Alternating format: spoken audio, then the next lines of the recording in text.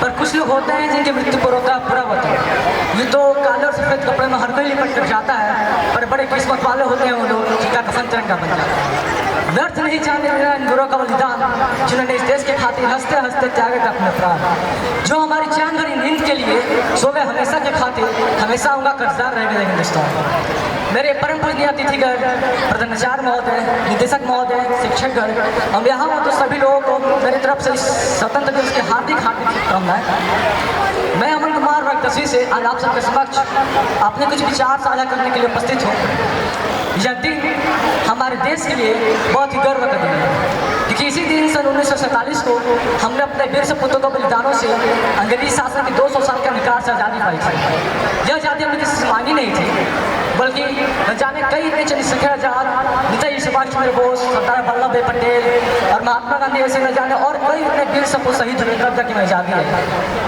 उस समय अंग्रेज हमारे देश को इसलिए गुलाम बनाने में सक्षम होगा पाए थे, क्योंकि उस समय यहाँ के लोग एक दूसरे से जाति और धर्म के नाम पर लड़ा करते थे। हमारा देश एक ऐसा देश है जहाँ पे हर मजहब के लोग रहते हैं और हर मजहब के लोग रहते हैं और यहाँ पे हर मजहब के लोगों का बराबर सम्मान और आदर किया जाता है। हमारा देश यूँ तो स्वतंत्र होने की राह पे चल पड़ा था 1857 में, जब मंगल पांडे द्वारा एक चिंगारी फूक दी गई थी, जब उन्होंने मना कर दिया था कि हम बंदूकों को जो कि चमड़ी के कारतूसों से बनते हैं हम उन्हें प्रयोग में नहीं लाएंगे। और उसके बाद इस चिंगारी को ज्वाला तक में फैलने में काफ़ी समय लगा। जब यह फैली तो एक ऐसा समय आया, एक ऐसा दिन आया सन 1947 का, जब हमारे देश में आज़ादी आई। अब ये हमारे ऊपर निर्भर करता है कि हम अपने देश को कैसा बनाना चाहते हैं, क्योंकि अगर हम चाहें तो इस 270 करोड़ बाजुओं वाले देश को इस विश्व का सर्वोत्तम और सर्वशक्तिशाली देश बना सकते हैं। और इस सपने को हकीकत में बदलने में हमें बिल्कुल भी कठिनाई नहीं होने वाली है। बस यहाँ के युवा, बस यहाँ के नागरिक अपने देश के प्रति थोड़ा जागरूक हो जाए, वो अपने देश के प्रति अपने कर्तव्यों को समझने लगे। मैं कुछ पंक्तियाँ अपने देश के इतिहास पर डालना चाहूँगा कि पहचानो हमें, हम ही है वो जो बाण भेद धरती से धारा निकाल दिया करते थे और जो उंगलियों पे गोल्डन पर्वत उठा लिया करते थे। पहचानो हमें, हम ही है वो दिलेर जो चक्रव्यूह में वापस आने की विद्या जाने बगैर गए और जिनके फेंके हुए पत्थर भी पानी में तैर गए।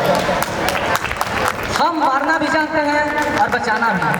हमने अपने दुश्मनों के लिए कई फाइटर जेट्स, कई मिसाइल्स, कई संगीनें बनाई और जब वही जमीन की सांस टूटने लगी तो वैक्सीन भी हमें लगाई और लिख दिया उस वैक्सीन पर सर्वे भवन्तु सुखिनः सर्वे सन्तु निर्भयाः, यानी ईश्वर सिर्फ हम पर ही नहीं हम सब पर कर गया।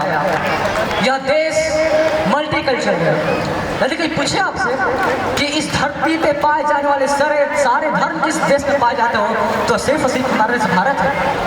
यदि वो फारसी जो अपनी जमीन से मर मिट गए, वो फारसी जो अपनी जमीन से मर मिट गए और आज भी किसी देश में फल फूल रहे हैं तो सिर्फ और सिर्फ हमारा देश भारत है।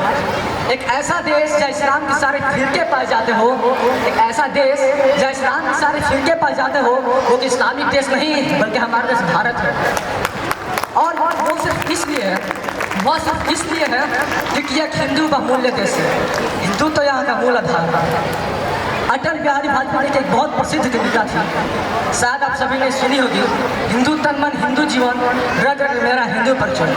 उसका एक बहुत प्रसिद्ध छंद था कि मैं अखिल विश्व का गुरु महान, देता विद्या का अमरदान, मैंने दिखलाया मुक्त मार्ग, मैंने सिखलाया ब्रह्म ज्ञान, मेरे उदों का ज्ञान अमर, मेरे उदों की ज्योति प्रखर, मानव का मन का नकार क्या कभी सामने सखा ठहर, मेरे स्वर्ग में घर घर सागर के मन में छहर छहर, इस कोने से उस कोने तक कर सकती जग की सौरभ में, हिंदू तन मन हिंदू जीवन रग रग मेरा है परिचय। मैं यहाँ पर किसी एक धर्म के लोगों को बढ़ावा देने के लिए है। अगर हम देखें तो हर धर्म के लोग हर देश में पैदा होते हैं, वो हिंदू भी होते हैं, मुसलमान भी होते हैं, वो सिख भी होते हैं, ईसाई भी होते हैं। पर क्या कभी आपने कोई ऐसा देश देखा हो जहाँ पे सारे धर्म के लोगों को बराबर सम्मान दिया जाता हो, जहाँ पे सारे धर्मों के लोगों को रिलीजियस सेंटिमेंट्स को बराबर उत्साह के साथ सम्मानित किया जाता हो? नहीं, वो सिर्फ हमारा देश भारत है। चाहे आप पाकिस्तान का एग्जाम्पल ले लीजिए, बांग्लादेश का ले लीजिए, श्रीलंका का लीजिए, भूटान का लीजिए, उज्बेकिस्तान का लीजिए, तजाकिस्तान का लीजिए, किसी भी देश का एग्जाम्पल लीजिए, ऐसा कहीं पर नहीं होता। वो सिर्फ और सिर्फ हमारे देश भारत में होता है। अब मैं अंतिम पंक्ति अपने देश के भौगोलिक दृश्य को आप सबके सामने रखने के लिए साझा करना चाहूँगा।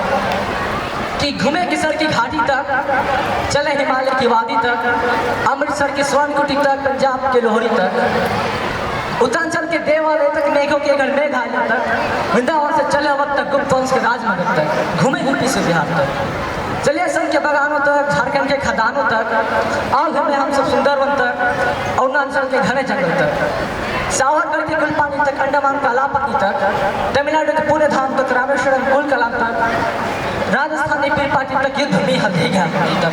धन्यवाद।